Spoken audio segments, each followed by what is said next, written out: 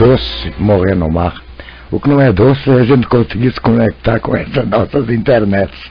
Não é verdade, Fabiano? Mas vamos continuar. Vamos nadando, né? Para ver se a gente sai desse mar e não morre. Vamos lá, professor. Desculpa, mas olha, caiu mesmo a tua ligação. Chegou a cortar. Mas vamos lá, então, continuar. Bom, já nem sei até onde eu falei, né? Sem cortar. Mas, enfim, só para concluir aqui, para a gente entrar na teoria do Jean-Pierre. Certo.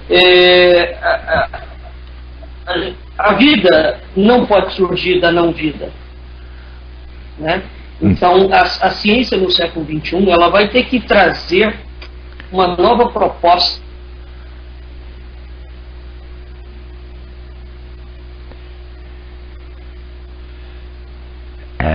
Tá difícil. Tá difícil.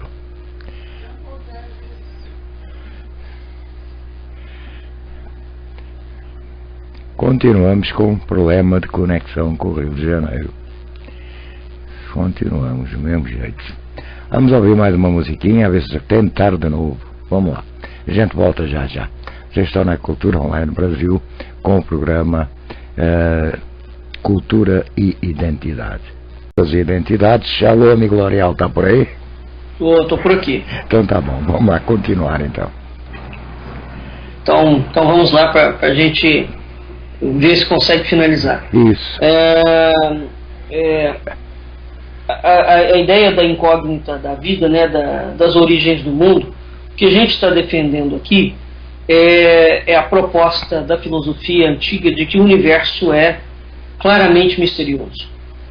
E embora os avanços da ciência tenham avançado muito, né, e são notáveis em todos os campos, ainda permanece grandes enigmas, né?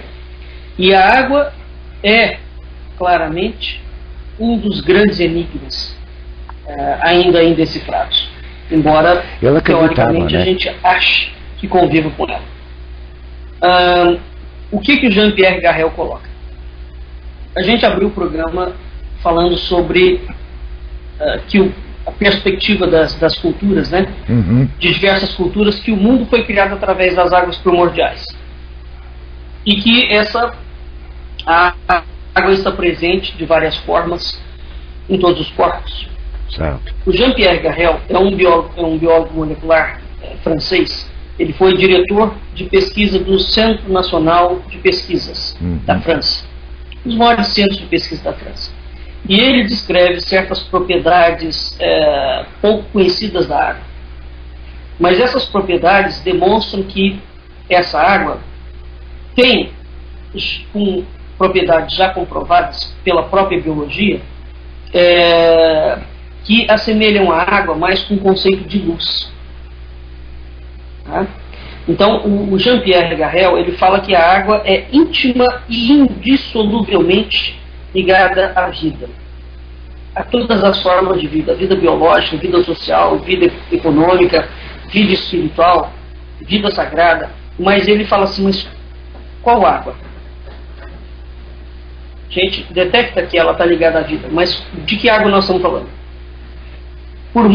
E ele fala que por mais surpreendente que isso possa parecer, a molécula de água, que nós chamamos de molécula de água, né? O H2O, ele não existe em estado líquido, ou seja, ele só existe em estado de vapor. Portanto, a água que nós bebemos não é água, é alguma outra coisa. Tá? As moléculas são simples, são únicas, mas extremamente móveis. E o comportamento da molécula de água só existe em grupo, no estado gasoso. Dentro do estado sólido, que é o estado que a gente lida com ele comumente, né?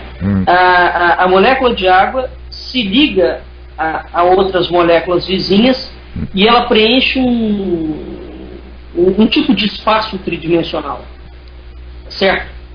Então, ela cria algumas ligações que se partem. Portanto, e aí emerge essa coisa que a gente chama de água em estado líquido. Portanto, esse estado líquido, o que a gente chama de água, que a gente vai beber, não é a água pura.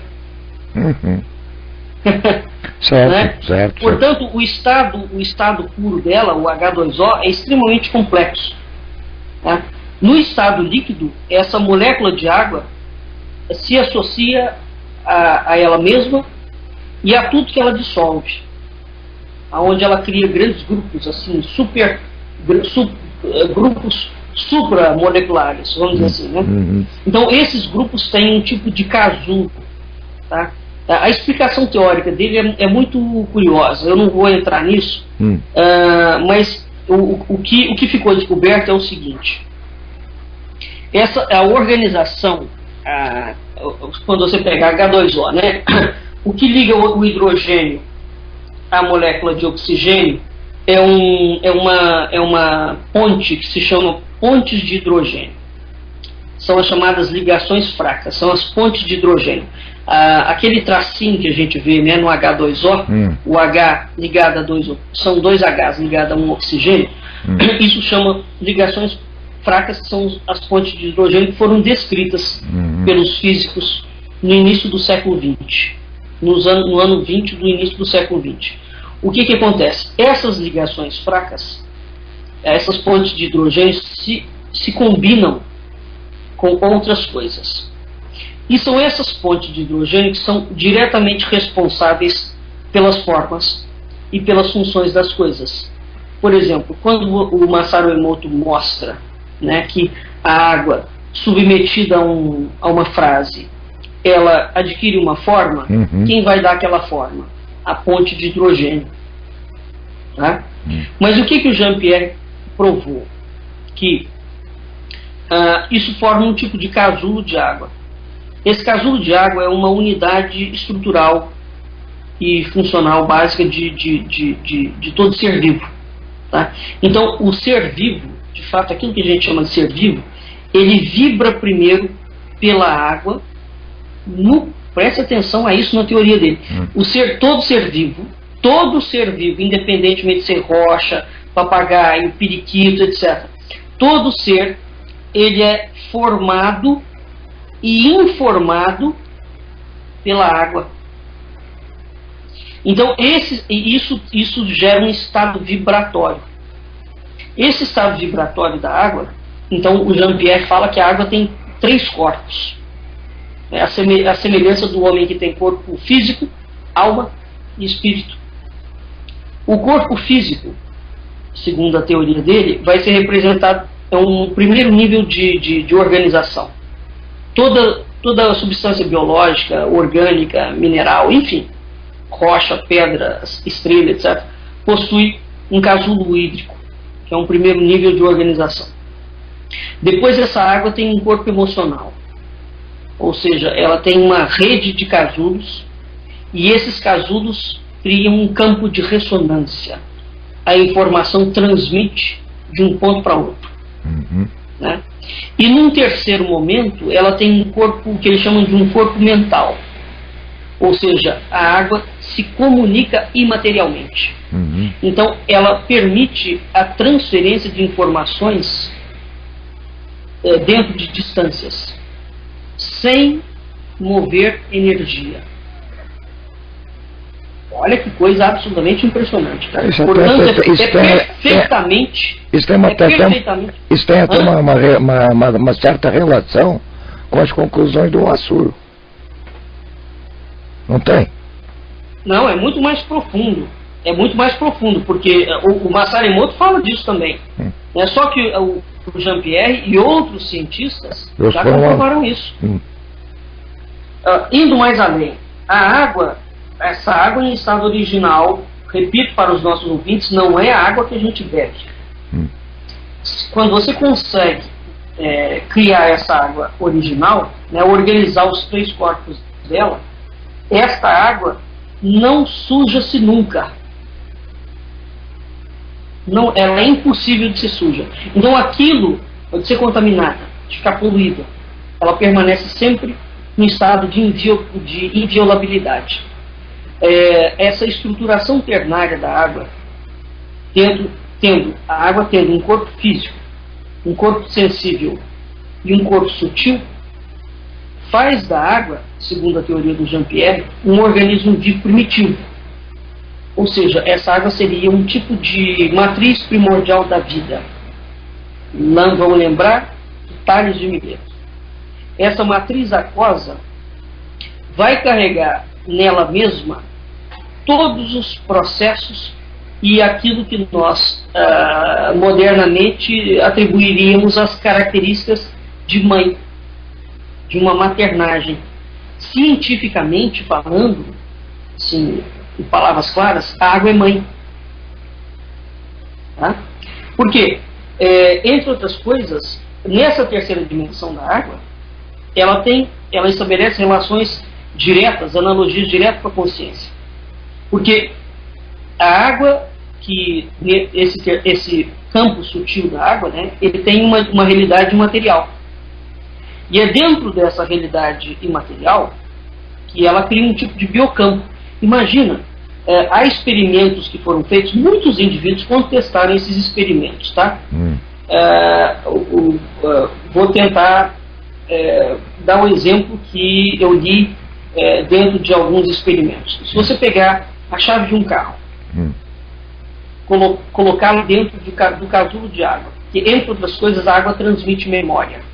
Ela guarda memória e ela transmite memória, e essa memória não afeta a ela, água. Ela é um veículo transmissor daquela informação. Então você pegou uma chave, colocou ela dentro dessa água, né? Essa molécula de água. Soltou a molécula de água no rio Sena, em Paris. Lá na frente, alguém foi e capturou aquela molécula de água. Por vibração e por campo de memória, ele replica a chave. Você entendeu? Nossa. Isso é uma coisa que isso é comprovado, por exemplo. Porque veja, Felipe, um dos problemas dramáticos da teoria do Big Bang, o universo não pode evoluir sem memória. Não pode. Como é que uma bromélia mãe gera uma bromélia filha? Não é o DNA que dá esse campo de memória, é a água. Né? Mas é curioso, porque a água não interfere, ao que foi provado até agora, ela não interfere e ela não tem a capacidade de adquirir mutação. Ela simplesmente, então, se você colocou nela uma informação qualquer, como comprovou Massaremoto, eu te amo, ela vai adaptar a molécula dela nas pontes de hidrogênio com aquela forma que você colocou nela. Mas num nível profundo, ela vai pegar aquela informação e vai carregar aquela informação. Mas a água em si mesma não se transforma na mensagem que você colocou. Ela permanece blindada. Então ela é um veículo puro. Né? Isso significa que a água tem um tipo de ser dela. Né? Ora, em todas as imagens alquímicas, né, nós temos a ideia de uma água mercurial divina. E na teoria do hermetismo e na teoria da alquimia, nada existe sem a água divina. Ela ocupa tudo se origina dela, toda a criação está composta de mercúrio, ou dessa água mercurial, que em latim é o Filius Noster, é a segunda pessoa da Trindade. Então o mercúrio, ou a água mercurial, seria o princípio e o fim de toda a obra da criação.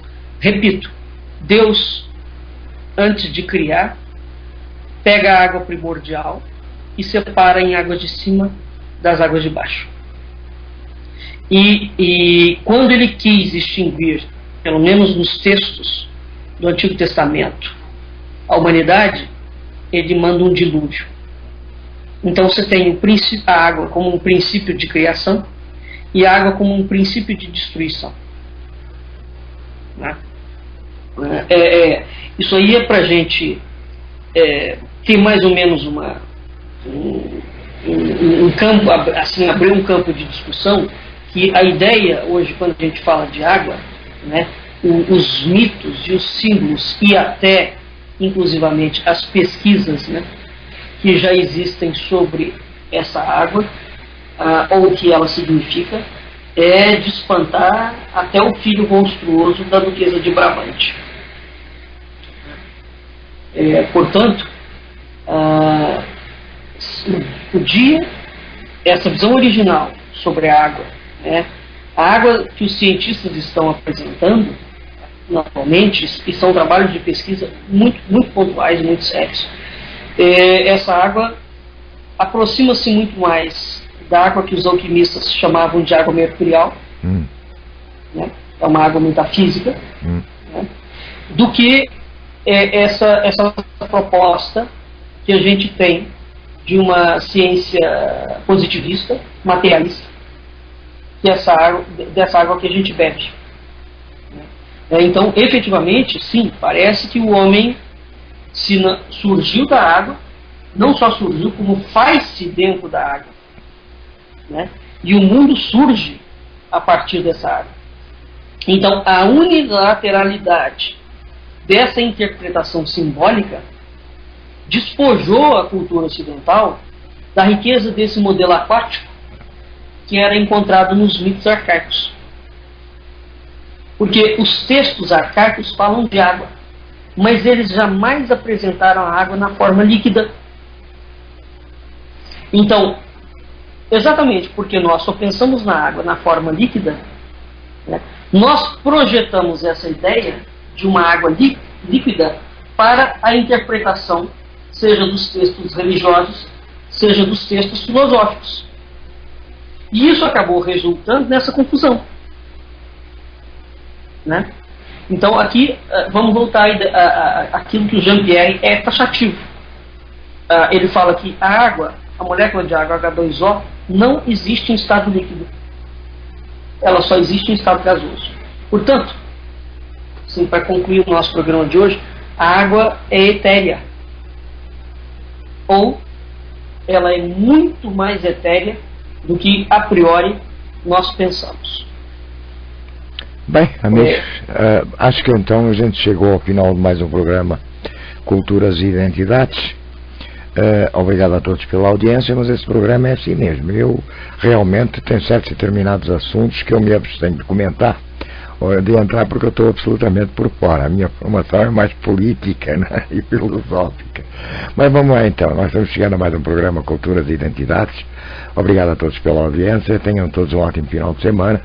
E até o próximo sábado com mais um programa Culturas e Identidades. E eu lembro que o e-mail do programa vai entrar em contato com os professores para mandarem dúvidas e também sugestões.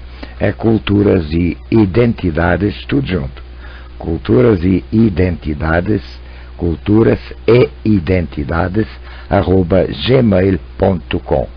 E este programa é isso, tem a finalidade de nos trazer leituras e outros pontos de vista, né, sobre o mundo, sobre a nossa história comum também. E até lá, amanhã eu estarei por aqui com o nosso programa Noites de Domingo. Até o próximo domingo, então, até o próximo sábado, quero dizer, me desculpem, com mais um programa Culturas e Identidades. Boa noite, professor. Boa noite, Felipe. Boa noite, ouvintes.